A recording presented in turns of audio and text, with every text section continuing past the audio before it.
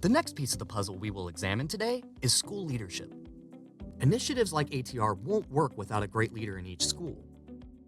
But the old principal preparation pipeline created a vicious cycle that relied on ambitious teachers who had limited amounts of two things: time and money. As a result, those teachers wound up self-selecting into programs that therefore had to be two things: fast and cheap. Well, if there's one thing business leaders know, it's that good salesmen don't always make good managers. That's why management identifies, promotes, and supports the employees with the right skills and temperament for leadership. And we don't expect our rising stars to pay for their own leadership training. In 2015, the Transforming Principal Preparation Program, or TP3, was established based on emerging best practices for recruiting and preparing school leaders. It was later merged with the original Principal Fellows Program to form the new North Carolina Principal Fellows Program. With the new NCPFP, the status quo cycle is upended and reimagined. Every principal candidate is recruited and vetted by district leadership for a fully funded spot at one of the state's top 8 principal preparation programs. Those programs receive NCPFP status based on those recruits' performance. And the only requirement for NCPFP graduates? To work in the state of North Carolina, the state they already know best. So, in the end, everyone wins. And those relationships work both ways. 2 of Ava's principals were graduates of the new NCPFP, which means she benefited from a strategic vision that understands the specific needs of her community. And she's not alone.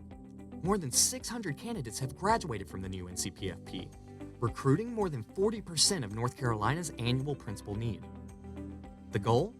To prepare 70% of North Carolina's school leadership by 2035, which means we're already over halfway there.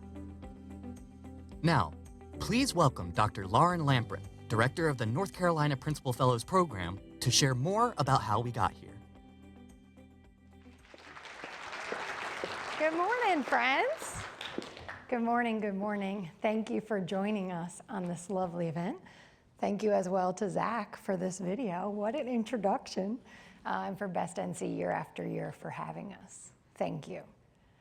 I think it's really important for you to know my story before I get started, only because this program is so good, you're literally not gonna believe it's real. And so when I'm out here talking about the program, I like to say it's real because I was able to do it. And so it's important for you to know that I was able to be a principal as a first-generation college student. I remember the visceral experience, my superintendent calling me to say, I have something I want you to do for me. And so I'm thinking it's a favor. And instead, it was the opportunity of a lifetime. He said that there was a partnership that our district had with NC State University, an R1 institution, that I could go to. I was able to spend the next year in the classroom where I cherished my students. And while I was out, the program paid for a substitute to ensure that the learning occurred. That summer, I was able to spend an immersive, asset-based in my community where all summer long, I learned about things I hadn't realized as a classroom teacher, about how good the community was and to really sit in the work. Because what I didn't know is the next year, my superintendent was gonna hand select a mentor that I could learn from and grow from, to have the opportunity to sink or swim, but be guided along the way. And thanks to the General Assembly, that was a year-long paid internship experience, where essentially I got to play principal. And so North Carolina said, I see you, I believe in you, I'm gonna invest in you. And this is a program that essentially pays it forward, because fellows become the best recruiters. Like the leadership model we talked about in business, that means that I, as a principal, started to look at my teachers and wonder, how could I have the same conversation with them that my superintendent had with me? And so the cycle begins that we're able to ameliorate some of the gaps that we do have in leadership. Again, my name is Lauren Lampron, and I have the privilege of serving as the director. So thank you, friends. I want to talk about what we started. This is in 2015. TP3, Transforming Principal Preparation Program, set out to cultivate a leadership pipeline that would be able to span the entire state of North Carolina. It was intentionally developed, no longer just a shift of a programmatic change, but a deep commitment to ensuring that the individuals that we put in front of children were going to be the best. Unfortunately, we had realized that we were in crisis. This was too many principals walking into schools unprepared. It was at the same time the research was showing what we already knew in education, that second to only the classroom teacher is the principal. This complex and unique position is the divisive element that really can stamp student success. And so we set to build a pipeline to truly be able to transform schools. What we're doing now is building this coalition for lasting change. As we talked about that curve that you saw, we're in the middle of the adoption, the early adopters. But we built this slowly and strategically. In 2019, TP3 merged with the Principal Fellows Program that we now call the new Principal Fellows Program. And we took key differences and we held on to the best of both programs and put them together. One example is that the state now is the customer.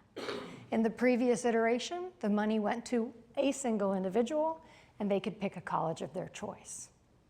Now what we're saying is we have a request for proposal cycle where we fund 8 of the most rigorous preparation programs across the state. And now it's almost like a triple way to get in. Phase number 1, the college and university has to apply and be selected through a very rigorous selection process from our commission. Phase number 2, the superintendent says, I have some individuals that I think would be great. Phase number 3, that individual applies to one of the 8 quality institutions, and through a conversation with the local LEA and the institution, they decide, based on our prior knowledge, would this candidate be someone that would lead a school? Do they have the qualities that they're already an instructional leader? And we could teach them the micro-political values, the items that you might not do as a classroom teacher now that you have to have a macro experience to lead a school. And when that is a resounding yes, we're putting the most qualified individuals in front of children. Where we are now, we're serving 40% of the principal pipeline in North Carolina. We work with third-party consultants, and we have research to show that our graduates are outperforming their peers, and they're arriving ready to lead, which makes sense. We have individuals that are having excellent experiences in the classroom. They're the teachers, like Dr. Tomberlin showed, that are exceeding growth. We're going to talk about multi-classroom leaders and advanced teaching roles today. There are those individuals that districts are tapping into. I had the privilege after my internship experience, I was able to become an assistant principal immediately, and in year 2, I became principal of that school. Many of my colleagues graduated immediately from the Principal Fellows Program, and from the internship experience, went directly into the role of a principal. Because these individuals are doing great work in classrooms and doing excellent work in schools. We are truly transforming systems. But as I always like to say, 40% is our milestone, not the finish line. And so very excited that our commission has said we are going to put a stake in the ground that by the year 2032, we will prepare 70% of North Carolina principals, because that's what our children deserve. The opportunities that we have are continuous improvement and thinking, what can we do differently? How can we innovate? And we're not done yet. We want to continue to share the work that we're doing. So for example, while we want to continue to maintain our 8 very rigorous programs, we're introducing a developmental grant. We're going to be partnering with our legislative friends and get their support, hopefully, where we could fund what we are essentially deeming a runner-up program. That we say, we see the good work that you're doing, Unfortunately, we're not ready to award you a full grant yet, but we want to provide you with some money so we can help you financially to get an innovative program, and the next RFP cycle, perhaps you'll be one of our 8. Because our 8 continue to cycle on and off, because the reality is we only want to fund the most innovative and the most competitive Masters of School Administration programs to ensure that our graduates are ready to lead and make a significant impact. The best schools deserve the best leaders. And so what we're interested in doing is, quite frankly, building them by partnering with programs and giving people like me an opportunity to be seen and to be invested in. I think it's the most beautiful thing we could offer. What's great about this is that we have a program here in North Carolina. As Brenda said, we are the only one across the United States of America that this great state said, we're gonna do something differently. We're gonna invest in our own people, and we're creating homegrown leaders. In fact, I was able to serve 10 years in the principalship in the same county that I began teaching in years ago. And I only left that job because this is just the most impactful and meaningful thing. And I don't think I'm done yet. When we're done this job, we go back to being a principal. Because what you recognize is you can't leave it.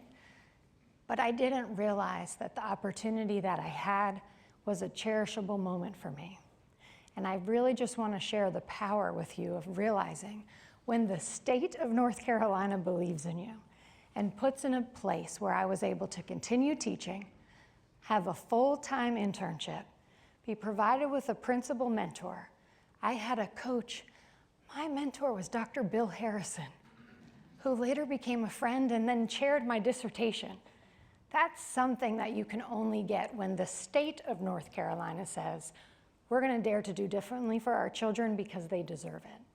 And so we're learning as principals, what does it look like for your children to show up in schools? And we're learning all the ways of safety, psychological safety, physical safety, and what does it look like for a child to show up whole?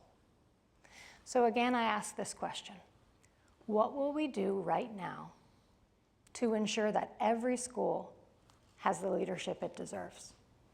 Because the reality is the decisions that we make today outline our path forward for the next decade.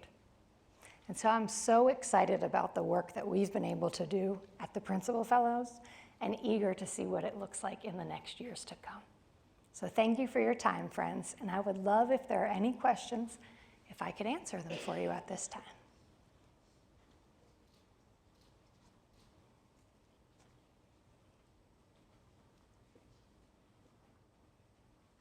Yes, sir. Nice to see you, Mr. Blackwell.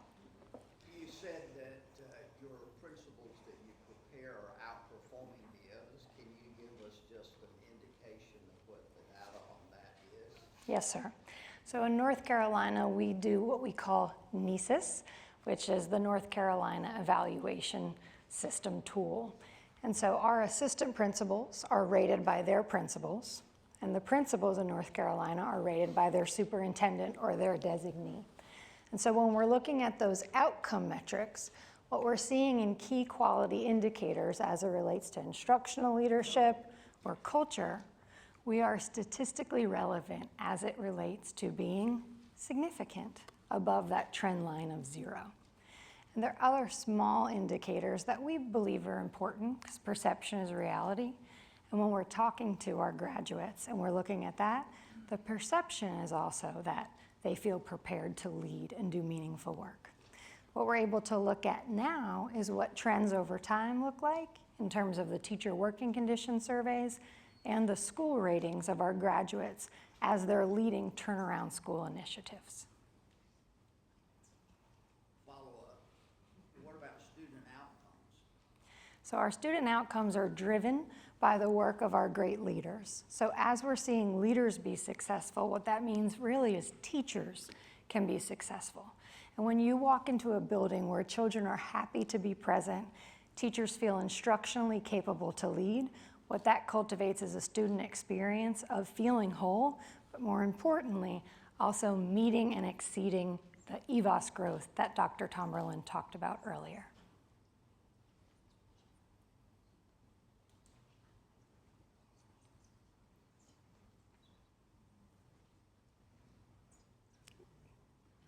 I see you thinking something.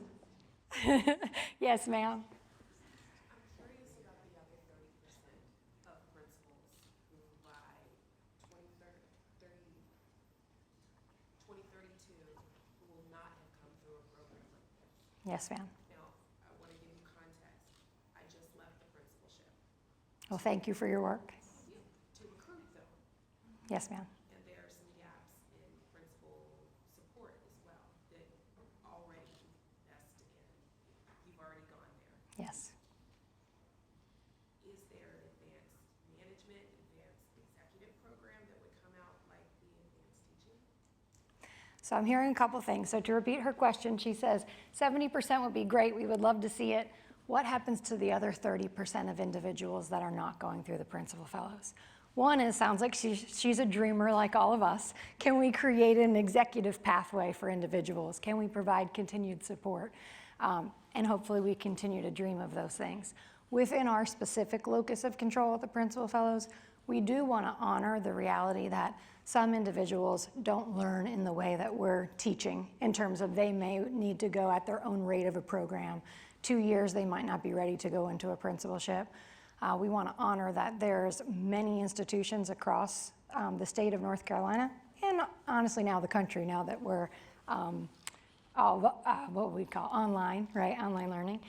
And those are also good programs to go. We're only funding 8 of them. And so there is good work happening at other places, and we want to honor to allow that to happen. But within our locus of control specifically, what we're doing is sharing best practices. And so that's something that we want to be more public about. So for example, we just went through a RFP cycle. We're starting one of the schools, for example, we partnered with is UNC Charlotte. They're daring to do things differently at the Charlotte program. And so later this month, what we're going to offer is an opportunity to interview the Charlotte team, and we will publicly release what were the elements of their RFP that really made it stand out to our raters, that they said they're an innovative school of principal prep and we want to see more of that. So really just publicly sharing what good are we doing for North Carolina so we can continue to grow together. And then any time that we host something for our directors, that would be at no additional cost to invite others. So as you can imagine, that might be something without food, something that we're doing online, or a visit that they may want to just pay and join along with us. We continue to invite and share best practices, just so as we're growing, we're asking them to grow together. Thank you.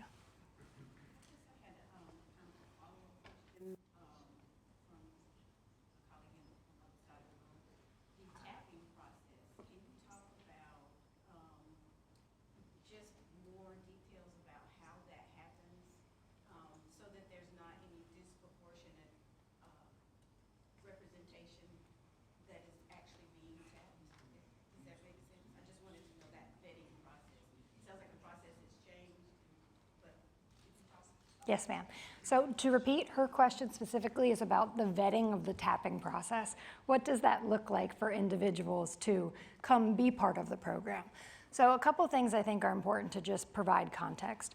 One is this used to be a program for the Principal Fellows when money was awarded prior to the merger change, where anyone could decide, I want to be a principal, without having any term of background or really experience that says you're deserving to lead such an important role, and then they would receive money and be able to go to institution. So a major change is that person now needs to apply to one of our 8 programs to be able to go. What I think you're really asking is, how does that person get tapped by their superintendent? How does that person get into such a role and an opportunity of that? Another point of context is, the way in which our programs work, they have a mindset of making sure that the superintendents are using this as a way to promote equal diversity in terms of experience, age, things like that, because what we want to do is make sure that our individuals are representing the schools that we serve. And so, for example, right now, if you look at some of the data that's released on our website, we have twice the amount of people that report themselves as being people of color than there are in the teaching workforce. And so we have quality indicators that are showing that there's equal representative from individuals. But what we're really doing is working with LEAs, our local education agencies, to figure out how can you cultivate and create your own talent pools within. And so I saw my friend here from Winston, and this is a great example. They have a tapping policy internally where they actually interview and get a score rubric, and they're essentially on a bench.